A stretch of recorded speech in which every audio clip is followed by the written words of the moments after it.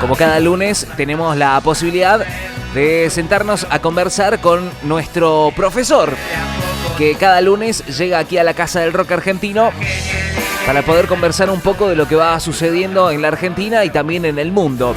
Le damos la bienvenida a este análisis sociopolítico a nuestro profe Eduardo Dalmazo. Profe, ¿cómo le va? Bienvenido, buen día. Buen día, Bruno, buen día a la audiencia. Bueno, profe, hoy le voy a ser sincero, profe. Hoy la verdad que tenía algunas cosas en mente de qué es lo que podríamos llegar a tratar como lo hacemos en cada columna. Y una de las cuestiones que me fue surgiendo tiene que ver con esto, ¿no? Usted teniendo en cuenta que quizás la rama o la especialidad que usted tiene que ver con el liderazgo, ¿no? Con los liderazgos. Y veía toda esta situación que viene aconteciendo con el sistema público de salud, ¿no? Con los médicos y trabajadores de la salud del Garrahan, con personas del área de discapacidad también generando sus propios reclamos, los científicos del CONICET realizando sus reclamos y viendo un poco también cómo las redes sociales se van manejando ante estas temáticas. Veo que la respuesta por parte del gobierno sigue siendo... a mi criterio, ¿no? Este es un criterio personal, un poco inhumano, ¿no? Lejos de empatizar o lejos de poder llegar a atender algún tipo de puente y diálogo.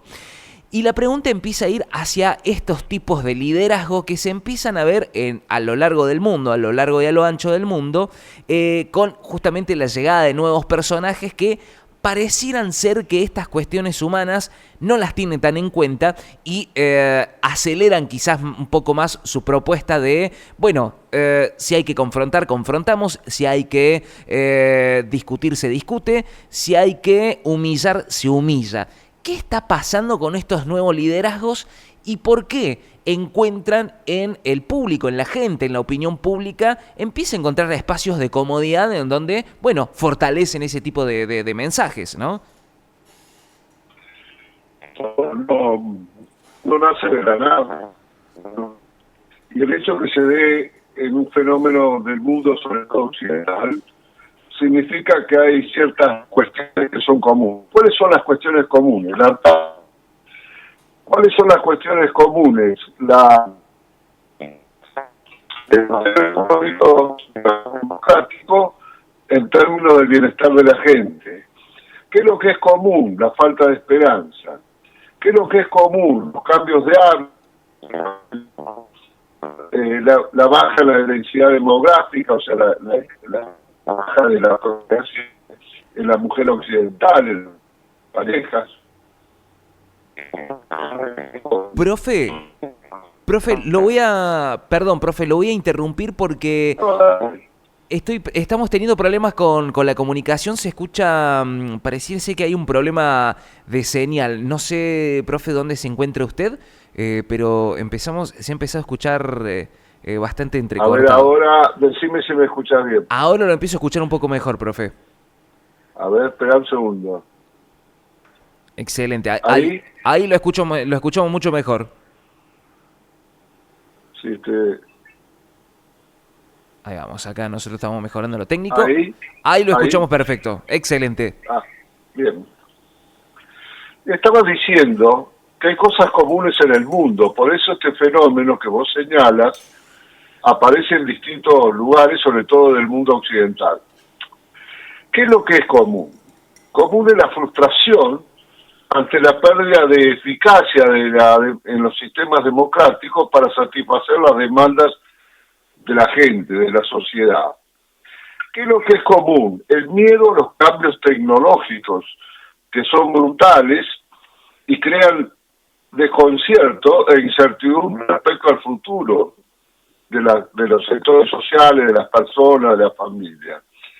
¿Qué es lo que es común? La pérdida de un discurso de cambio que interprete las nuevas realidades, atendiendo que el discurso que primó en el siglo XX, o parte del siglo XX y principio del siglo XXI, no se corresponden con la realidad socio-tecnológica económica. Escuchame, digo las tres cosas: socio-tecnológico económico.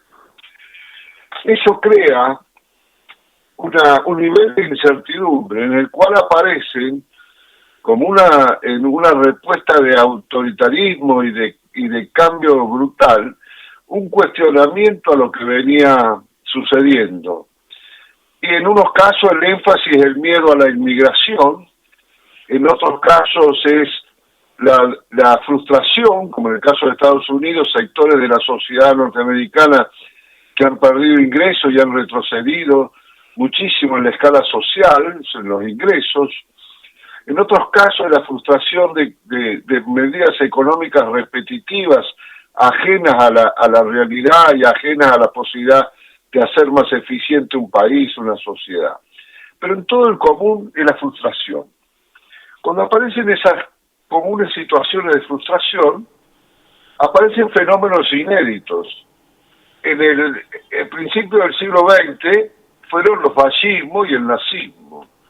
En este caso, en el siglo XXI, no es al Estado que se recurre, sino a impugnar al Estado como fuente de todos los males, de todo lo que está mal, y a criticar y a cuestionar todo lo que tenga que ver con la solidaridad social, porque ese para estos sectores es un principio de lo que ha significado la decadencia o la frustración de la sociedad. Y se disponen a revisar todo lo hecho. Pero además hay un factor común. Cuestionan todo, cuestionan la institucionalidad, cuestionan el sistema de representación, Exacto. cuestionan lo que la democracia logró después de tantos siglos, la división de poderes. Pretenden tener la verdad, son dueños de la verdad, desprecian todo lo que no configura lo que ellos piensan que es la verdad. Y lo más destacable es cómo han puesto contra las cuerdas a la derecha liberal, a la derecha también conservadora, y las incorporan a ese sistema porque la derecha se ha quedado sin argumentos.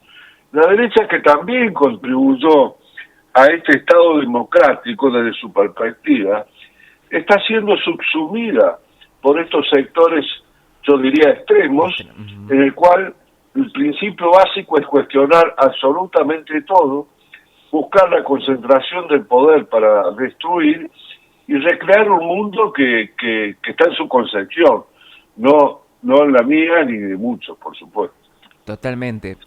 Ahora, profe, yo lo empiezo a escuchar a usted, empiezo a comprender un poco esta situación, ¿no? Cómo empieza a empujar como un efecto dominó, ¿no? Una situación empieza a desencadenar a otra. Pero ahora,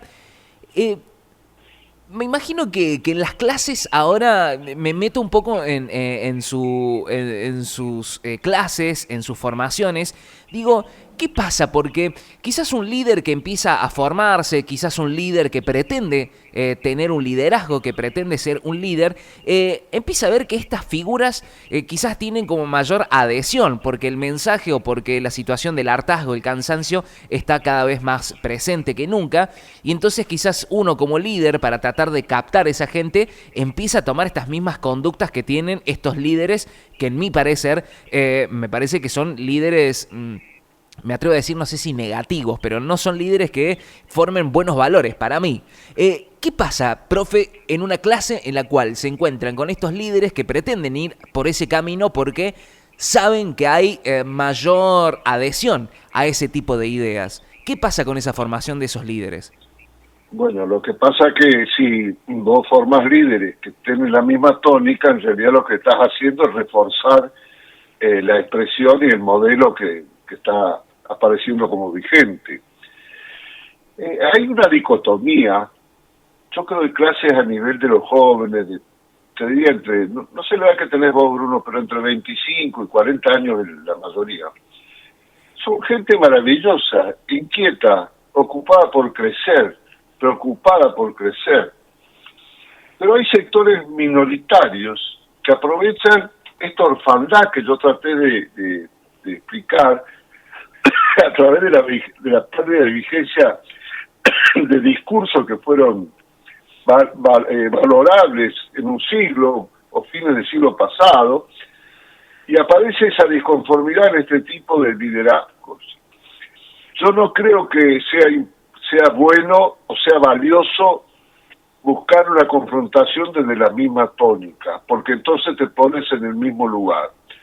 Yo creo que la tónica, a mi juicio, es crear las condiciones para que la gente en el proceso vaya interpretando las diferencias e incluso el modelo de concepción de la libertad, el modelo de concepción de la democracia y también el aprendizaje de los líderes de que evidentemente la forma que se entendía la realidad y se trataba de solucionar los problemas económicos y sociales estaban mal, estaban equivocados, respondían a otros intereses o a otra mediocridad o a otras finalidades, pero no al del crecimiento de la sociedad como un conjunto. Y eso implica siempre, digamos, también decir verdades quiero decir en el sentido duras. No se puede hacer demagogia con algo que la práctica ha demostrado que nos ha llevado a la situación que todos vivimos. En mayor o menor grado todos vivimos. Hay que lograr que se generen esos líderes a través de la comprensión. Primero, es evidente que la forma en que se lideró la Argentina y se la gobernó ha sido incorrecta porque la realidad nos dice que ha sido incorrecta, no lo dice Eduardo Dalmazo. La realidad de los pobres, la realidad de indigencia, los sueldos de los médicos que vos tocaste, sentido de salud, ¿no? Correcto. Entonces, lo primero que tenemos que hacer es darnos cuenta que hay que ver la realidad de otra manera. Lo cual, esa realidad que hay que ver de otra manera es lo que permite que haya este tipo de líderes, ¿no? Entonces, correcto, si no la veo, no voy a poder proponer, no voy a poder profundizar, no voy a ser serio como líder. Y lo que se requiere son líderes serios, educados, sensibles, y que interpreten la realidad no solo como si fueran dioses, sino en un conjunto, en un equipo, en una interconexión y en una aceptación también. Porque cuando Milei cuestiona esa super burocracia que está en las espaldas del pueblo, no deja de tener razón. Lo que pasa es que ahí termina lo racional de su discurso desde mi punto de vista. Correcto. Pero hay que comprenderlo a eso. ¿No? Hay que comprender lo que siente la sociedad que trabaja, que produce, cuando ve ingentes recursos mal utilizados para favorecer estructuras políticas que no han sido conducentes a un bienestar.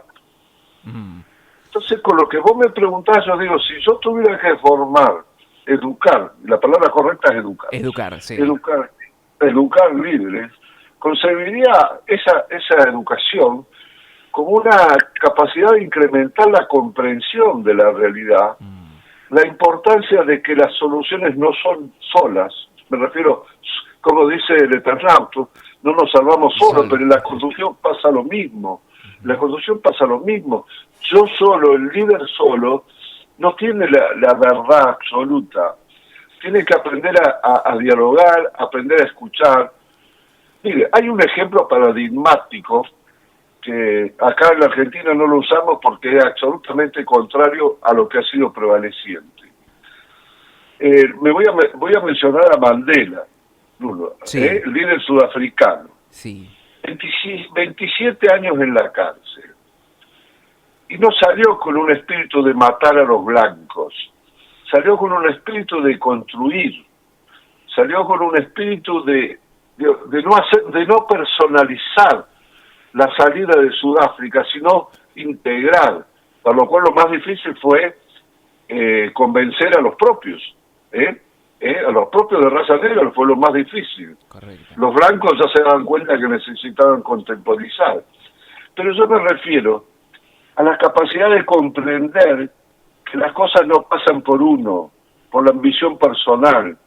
No digo que no sea bueno ser ambicioso, digo que cuando pasa todo por mi ambición y todo vale, no existe democracia, no existe política y no existe un verdadero liderazgo. El ejemplo de Mandela es clave porque nos cuesta mucho entender esa capacidad que tuvo ese hombre para transformar su martirio de la cárcel en un discurso de libertad, en un discurso de igualdad y de comprensión de las relaciones de fuerza. Por eso acá no se lo menciona a Mandela, porque no lo concebimos. Y además sería para muchos de nuestros políticos un mal ejemplo. Totalmente, totalmente. Ahora, profe, yo me quedo pensando en esto que usted va explicando y la pregunta es, ¿la gente o en realidad, cómo referirme? A ver, ¿la población, las personas, moldean a los líderes o los líderes moldean a las personas? Es una pregunta difícil de contestarte en forma genérica, pero los líderes imprimen su sello. Cuando son líderes reconocidos, sí, imprimen ellos su sello. Por supuesto no nacen de la nada, pero no son un común.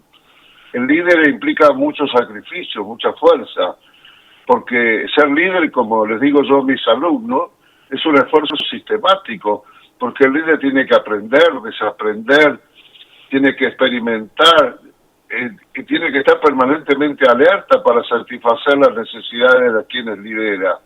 Hablo del verdadero líder. Correcto. ¿No? Entonces, qué sé yo, Mandela fue un líder, en su momento Churchill fue un líder, en su momento, para hablar de otra confrontación de ideas, Lenin fue un líder, sí, ¿no? George Washington fue un líder, San Martín fue un líder, en condiciones diferentes, pero ¿por qué son líderes? Porque guían, marcan un camino, y la gente con esos líderes enriquece su dignidad, enriquece su esperanza, enriquece su posibilidad de aportar, de servir. Cuando el líder sirve, todos entendemos que hay que servir, es un espejo. Cuando los líderes se sirven a sí mismos, que son los líderes no auténticos, nadie sirve a nadie, porque el espejo es otro. Entendido. La verdad que sería interesante, ¿no? Que todos en algún momento puedan tener la idea, ¿no? De lo que significa el liderazgo, o por lo menos pasar por la experiencia, ¿no? De una formación de liderazgo. Creo que eso permitiría, por lo menos desde su mirada, cómo esto pretende comprender o entender, ¿no? Ponerse en el lugar del otro y eso permitiría quizás un poco más, no sé, pienso yo, de empatía. Por ahí yo soy un poco medio o extremista o quizás negativo en mi mirada, pero veo cómo se empieza a degradar cada vez más este tejido social y creo que tiene mucho que ver con los últimos liderazgos que hemos tenido y sobre todo con el actual, ¿no? Por lo menos aquí en la República Argentina. Pero cuando miro hacia afuera veo que el panorama es muy parecido, entonces veo que la corriente pareciera ser que nos envuelve a todos. Yo en esto no sé cómo esto de aquí en adelante, por eso pregunto si los líderes moldean a las sociedades, cómo las sociedades a partir de ahora empezarán a elegir los próximos líderes. Lo que pasa es que es un proceso dialéctico. ¿Por qué? Uno no puede prever si van a surgir los líderes que el país requiere o no. Claro. Pero de alguna manera ese líder tendrá fuerza en la medida que también la sociedad vaya interpretando la necesidad de cambiar este eje, este juego duro, de odio, perverso, que está imprimiendo la realidad. Entonces esos líderes surgirán y serán mucho más enfáticos y mucho más prudentes en el sentido del uso de la inteligencia, de las revisiones de los objetivos. Propondrán cosas que podrán ser realizables, no fáciles, porque no hay nada fácil en la vida social, pero que de alguna manera no implica que no caer en los simplismos. Este país nuestro ha tenido la desgracia de tener líderes que han caído en simplismos, que si yo te los enumerara vos no podés entender cómo puede haber estado en el lugar donde estuvieron. Pero ahí están, como está también este señor. Entonces, no pasa solamente acá. Te doy un ejemplo para no hacerlo largo. Trump creyó que las medidas arancelarias iban a volver a poner a su país en la condición de riqueza, de imperio y de hegemonía que estaba. Y no percibió, como lo tiene que percibir ahora, o lo ha percibido, que eso implicaba una situación que en un país que había cambiado totalmente. O sea, eso es imaginar la realidad. no ver la realidad. Pero eso es posible por la frustración de la sociedad. Cuando en la sociedad hay frustraciones, se sigue a líderes que prometen el oro y el moro, ¿no? Con la jerga, con el vocabulario que la sociedad está requiriendo. Por ejemplo, ¿qué es lo que buscan muchos hombres o mujeres, mujeres mucho menos, en este liderazgo de Milei? Que rompa todo. Claro. Porque están hartos, entonces, sí, pero que rompa todo. Porque no saben cómo salir de esa madeja que se fue creando, ¿no? A partir de, yo diría, a partir de la crisis de la década. Estoy escribiendo sobre historia, vos sabes que estoy trabajando cada uno de esos escenarios. Correcto. Justamente para analizar y tratar de entender cómo ha sido el proceso del deterioro de la clase dirigente, ¿no? Sí. Porque esto es lo que vos estabas hablando y yo estoy hablando es el deterioro de la calidad de la clase dirigente. Y sin una clase dirigente valiosa, no hay sociedad que pueda progresar.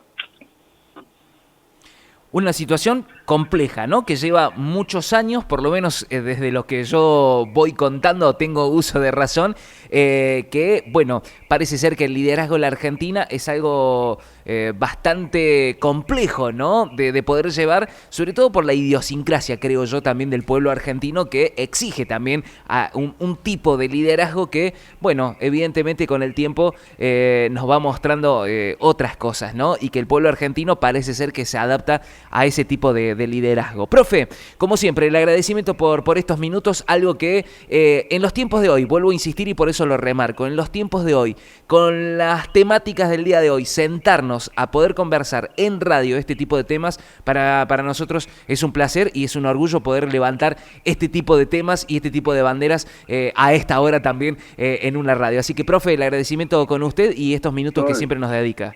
Y yo a ustedes también, voy a la audiencia. Mando un abrazo y buena semana. Buena jornada para usted, profe. Estuvimos conversando con Eduardo Dalmaso, el profe Eduardo Dalmaso, en, bueno, esto que tiene que ver con los liderazgos y con este análisis que hacemos también de cómo la política se entrelaza con la sociedad, cómo la sociedad se entrelaza con la política y cómo todo esto también tiene su